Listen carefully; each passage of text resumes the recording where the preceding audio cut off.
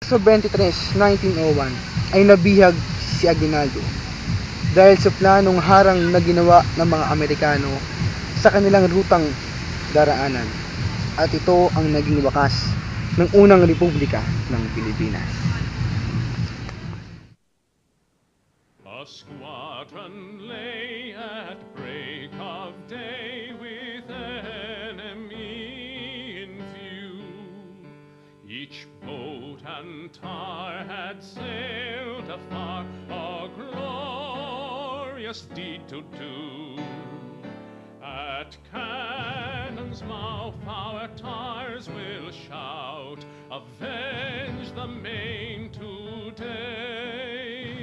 It's Dewey's fleet the foe will meet down at Manila Bay. Just after midnight on May 1st, 1898, Commodore Dewey's flagship Olympia entered Manila Bay. Dewey's 9 ships, modernized to compete with the navies of Europe, had yet to be tested in battle. Daylight came out behind Manila and revealed gray fortifications. The binoculars showed a cluster of black hulls. 16 Spanish ships were counted. A shell soared toward our line. The plunge of the projectile was followed by the roar of the gun.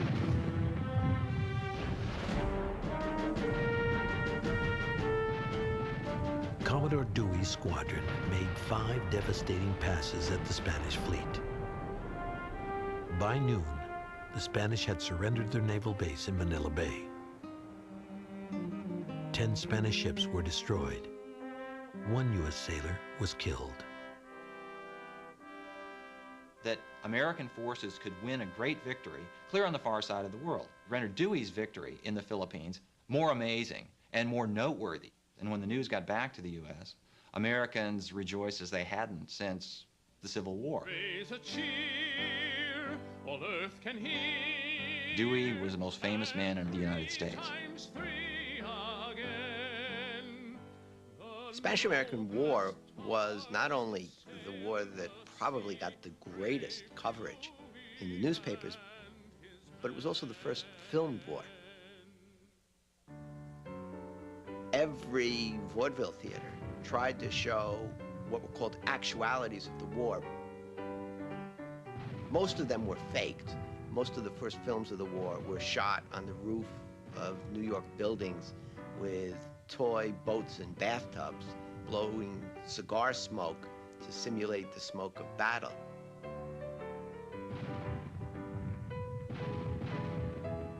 Dewey, promoted to Rear Admiral, was ordered to wait in Manila Bay for the U.S. Army. To secure the aid of Filipino insurgents, Dewey sent a ship from his fleet to Hong Kong to pick up Emilio Aguinaldo, the exiled leader of the Philippine Revolution. Dewey welcomed Aguinaldo aboard his flagship in Manila Bay. Dewey gave him the honors of a general of the revolution. They met in the battleship Olympia, and I think Aguinaldo had developed the idea that while the Filipinos would like to be independent, they needed the protection. General William Shafter.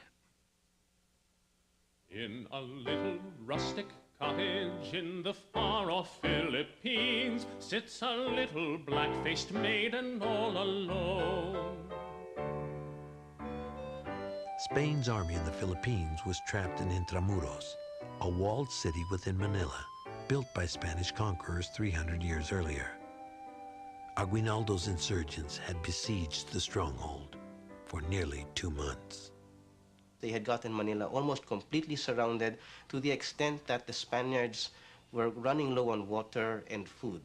And Aguinaldo at this point asked the Spanish commander to surrender Manila to his forces. But the Spaniards, with their sense of pride, refused to do that. They feared that the Filipinos would take vengeance on them, that the Filipinos would murder them and rape their women. Aguinaldo hoped that Rear Admiral Dewey's fleet would bombard Intramuros and force the Spanish to surrender to the Filipinos. But Dewey had been waiting for U.S. land troops, who began arriving in July. The Filipinos had been led to believe that the Americans were their redeemers, their liberators, and so for as long as Dewey's fleet was there, it was all right. But when the soldiers came in, then the Filipinos began to have their doubts and became suspicious about American motives. The American soldiers, on the other hand, arrived thinking that they were really going to educate these people, and a lot of them equated the Filipinos with blacks, Negroes, and they looked down on many of them. The Filipinos were portrayed by the press in a very different way from, say, the way that the Cubans had been portrayed prior to the U.S. intervention. What was more common was to portray the Filipinos as children, so that Uncle Sam would have to come in and establish a kindergarten and would educate the Filipinos for self-government.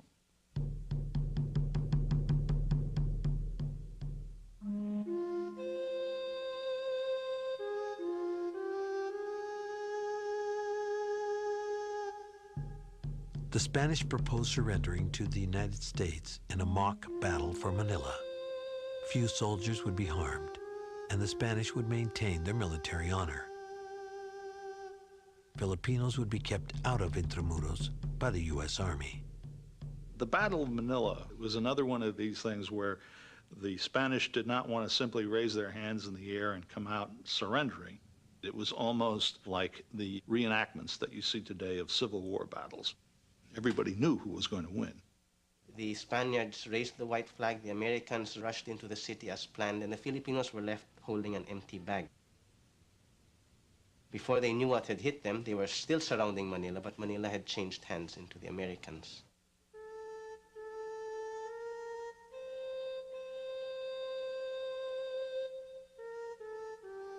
On August 14th, in the Church of San Agustin, the Spanish handed over formal possession of Manila to the United States. And like General Garcia at Santiago, Aguinaldo and his insurgents were barred from entering the city. Filipino leaders retreated to a monastery north of Manila to organize a government independent of the United States. The people struggle for their independence, absolutely convinced that the time has come when they can and should govern themselves. Emilio Aguinaldo. Of men. They don't think it's possible for a democracy to be an empire, that trying to rule an empire thousands of miles abroad, they're convinced will corrupt American democratic institutions. But they also can't imagine absorbing the peoples of the Philippines in any form into the American Republic. Is the Republic to remain one homogeneous whole, one united people, or to become a scattered and disjointed aggregate of widely separated and alien races? Steel magnate Andrew Carnegie. Part of the treaty terms with Spain included $20 million for the Philippines. Carnegie, apparently sincerely, offered to pull out his checkbook and write a check to the United States government for $20 million, and in return for which he wanted McKinley to give the Philippines their independence. Carnegie and former President Cleveland petitioned the Senate to reject the treaty, still 2 votes shy of ratification. The final vote was scheduled for February 6, 1899. In Manila, U.S. and Filipino soldiers eyed each other suspiciously across a neutral divide. Just 2 days before the final Senate vote, a U.S. Army private on patrol spotted 2 Filipino soldiers